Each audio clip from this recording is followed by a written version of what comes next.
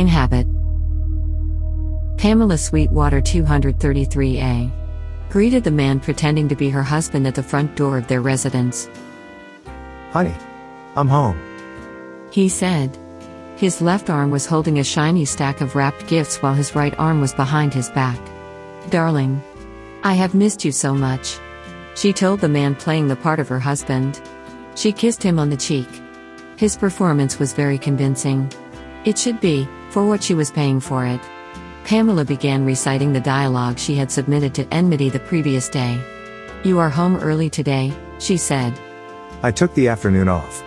I wanted to get home as soon as possible to bring you these," he said, holding out the large bouquet of red roses he had hidden behind his back. "They're beautiful. Honey, you shouldn't have." "What's the occasion?" she said. Upon seeing the roses, she couldn't stop worrying about what this was going to cost her. "It's the second anniversary in our residence. Don't tell me you forgot," he scolded, shaking his finger at her while she hugged her bouquet. The smell of the flowers was intoxicating. It made her want this to be real more than anything. She turned to look out the window at their amazing view. Her skirt and apron twirled perfectly, just like in the old movie she fell asleep to the night before. "Of course not.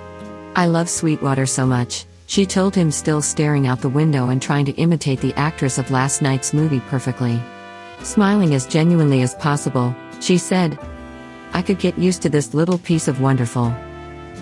Smiling back, he walked over to the refrigerator. This was something that always made her a little nervous. He took out a bottle of sparkling wine and collected 2 glasses from the cupboard. Thankfully, she had purchased the wine and knew how much it cost. There wouldn't be any ridiculously inflated charge on her account if it was something she already had in the residence. "Let's toast to happiness and many more years at Sweetwater," he said, pouring 2 glasses and handing one to her. "To Sweetwater," she said, draining her glass and starting to walk over to the kitchen to pour herself another. "How long before the kids get home?" he asked her. "Their transport should be here at 3:30, she said, using the less accurate, but more charming expression. Her children would actually arrive at 15:37 hours. "There is plenty of time to take this celebration into the bedroom then," he said, smiling at her. Finally. The one thing that would be worth the ridiculous prices they charged her. She thought to herself. She didn't want to waste any time. "Right here is fine," she told him, motioning to the sofa. "My wild, little Pammy." He grinned at her while loosening his tie and unbuttoning his shirt collar. Pamela cringed a little. She would have to remember to change her nickname with the service. People calling her Pammy drove her crazy. It was what her mother called her, and it ruined the illusion she was enjoying. Now she was too aware of what was really going on. Her pet name was another one of those overlooked settings she needed to adjust. Pamela thought maybe Pumpkin or Cupcake might make her happy. Leaving her apron on, she took off her skirt and panties and laid down on the sofa.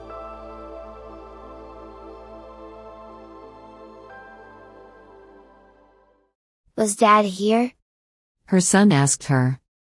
"Yeah, of course, he was," she told him. "I think he left something for you two in your bedrooms," she pointed toward the hallway in their rooms. "Cool," Tristan said as he took his younger sister's hand and pulled her toward the hall. "Let's go see." He cheered. "Oh." He also said he was so happy to see how well you both were doing in school. Or something like that, she said to their backs as they sprinted down the hallway holding hands. She hoped the gifts were not extravagant ones like he had tried to sneak past her last time. Did he get some sort of commission? She didn't know why she let herself spend so much. It was hard to remember when it even started. Nmity had offered her the basic plan included in her bereavement package. It was part of the life insurance they provided to all their employees. But soon it didn't feel like enough. She wanted more. And it all cost so much. Tristan and Elise returned from their bedrooms trailing wrapping paper and holding their bright, shiny, now unwrapped gifts over their heads. "No way," her son said.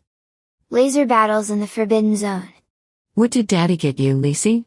she asked her daughter. "Ponies," Elise said, holding the box over her head. She jumped up and down following the lead of her older brother. Pamela was amazed by her daughter's performance. "Make sure you do your homework before you play with those," she told her kids. Mommy needs to do some shopping before dinner. They ran back down the hall, still holding their gifts high overhead. She imagined them rushing through the day's homework assignments to get to the fun stuff. But the reality was they probably took already completed homework out of their school bags to sit in front of, just in case she decided to check on them. She brought up the shopping browser on her visor and began flipping through her favorited meals for delivery. If they were only pretending, then she would pretend a little too. The next week her husband arrived with a hazelnut cheesecake and gourmet coffee. She was paying for weekly visits now. It was just easier to not have to think up so many excuses to tell the kids between the long periods of no activity in the monthly schedule. She knew it wasn't even necessary to bring up their father's absence. It was just another one of those little details that made everything feel so much more real. The coffee was brewing and he was looking for something with which to serve the cheesecake. She walked into the kitchen and picked up the cake. "How many stupid preferences do I need to update?" she asked him, looking with disgust at the cake. "I can't stand hazelnuts." She was holding the cheesecake in one hand and walked over to him. Plain cheesecake. Not hazelnut or praline or caramel ribbon. Plain. She took the dessert and smashed it into her husband's face, twisting it deeper by turning her wrist. The plastic cake pan slid off of his face and onto the floor. Without any reaction, he wiped the smashed cheesecake from his face and into the sink. Then he brought up something in his visor and began calmly gesturing into it. This was going to cost her. Feeling embarrassed at her behavior, she went down the hall and locked herself in the bathroom. A few minutes later, a gentle knock came at the bathroom door. "Pumpkin, I need to get back to work. Busy day today." He told her. "Yeah, sure," was all she said in reply. After he had gone, she cautiously left the bathroom and went back to a now completely spotless kitchen.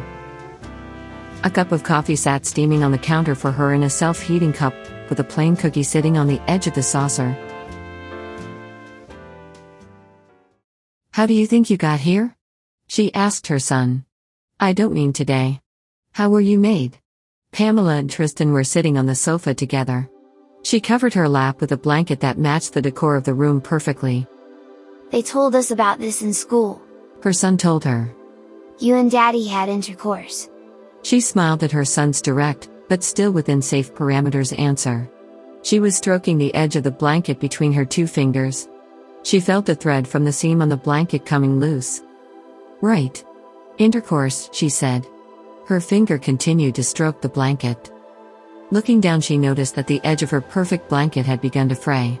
She looked back at her son. "I was a virgin before I met your father," she said. "But that was only 2 years ago." She paused and weakly smiled, as if she had just heard the punchline to an unfunny joke. "So we didn't have intercourse to make you," she told her son. Tristan sat silently. "I still love you like a son, but to be honest, I have no idea what that means," she told him. I love you too, Mom, her son said. Pamela's eyes started to fill with tears. Not because of her son's reply, but because this little boy felt required to say that to her. "Where's your sister?" she asked him, trying to change the subject. Then she remembered. Her service plan had been reduced to a single child due to lack of payment. "Oh, that's right. She is with Daddy. It was bring your daughter to work day or something like that," she said. She looked at her son. He had no expression on his face. He just sat there waiting for the next verbal cue that would get their conversation back on script.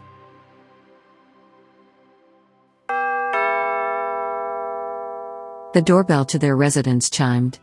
Pamela was expecting her husband. She couldn't wait to hear the playful, charming words she had written for him. Maybe he needed help carrying something inside, like when he bought her that full-length synth fur coat. She opened the door with a gesture. Good afternoon. I am Nmity Agent 402B, and I have been requested by the company to pay you a special in-person visit to make sure that you are satisfied with your current service plan, he told her. Pamela was speechless. She simply turned and led the visitor into the seating area of her residence. While walking, she untied her apron and clutched it in front of her. The Nmity agent sat on the sofa right where she and her pretend husband usually made love. Finding her voice, she asked, "Are you here to discuss my upgrade request?" I am sorry, But we cannot upgrade your plan to the previous weekly 2-child package. the Nmity agent told her. Once the payment processing department issues a warning, you are automatically reduced to the basic package level for a probationary period. How long is that? She asked. 2 weeks. The agent told her. Okay then, she said, looking down at the now wrinkled apron in her hands. Let's suspend all services for 2 weeks and then continue with the previous Happy Family package at that time. She held the apron out in front of her, then began folding and smoothing it on her lap. She didn't look back at the Nmity agent. As you wish.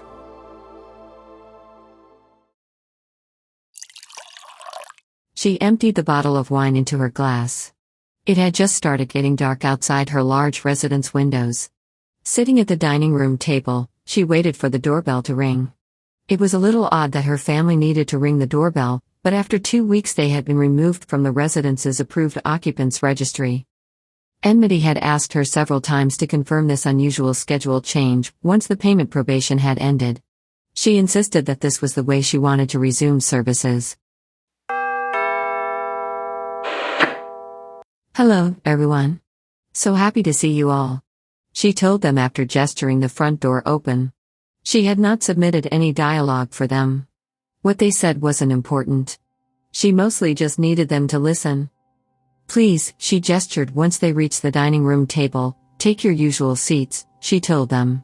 The little girl playing Elise looked a little different from how she remembered her. Your grandfather would have loved to meet you, she told the children once they were all seated. You too, honey, she told her pretend husband, unable to break the habit of calling him honey. He would have been so happy to see us sitting together like this. Or he would have been happy thinking that it made me happy, she told her pretend family. Wait. This must be confusing. Let me explain, she continued. I didn't lose my children tragically, she looked at the children, and I am not a tragic young widow, she said to her husband. I am the tragedy. Her family sat there in silence. They didn't have a script and would only improvise if it was within safe parameters. This conversation obviously wasn't. 2 years ago my father died suddenly.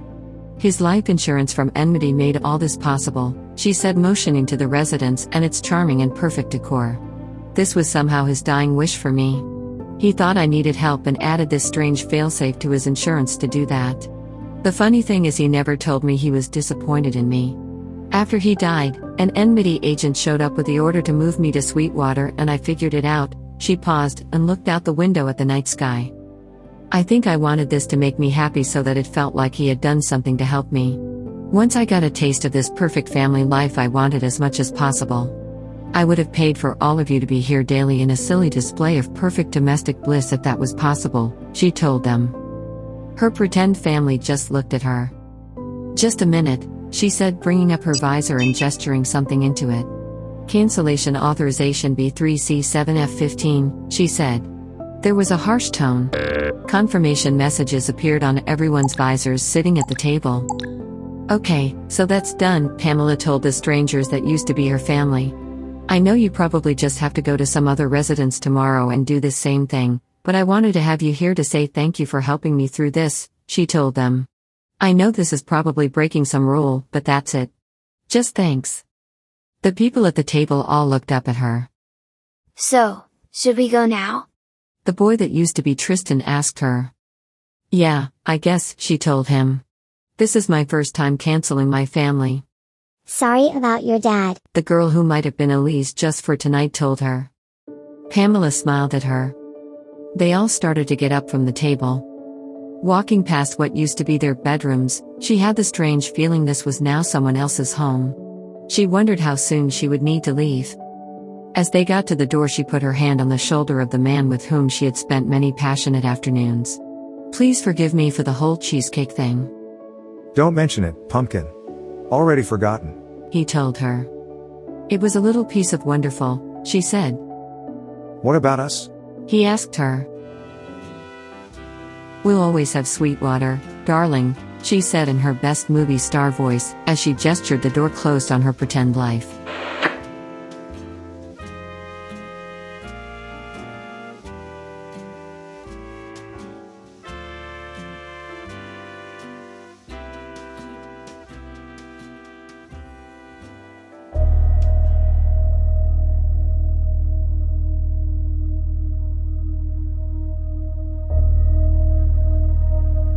Nmity Stories.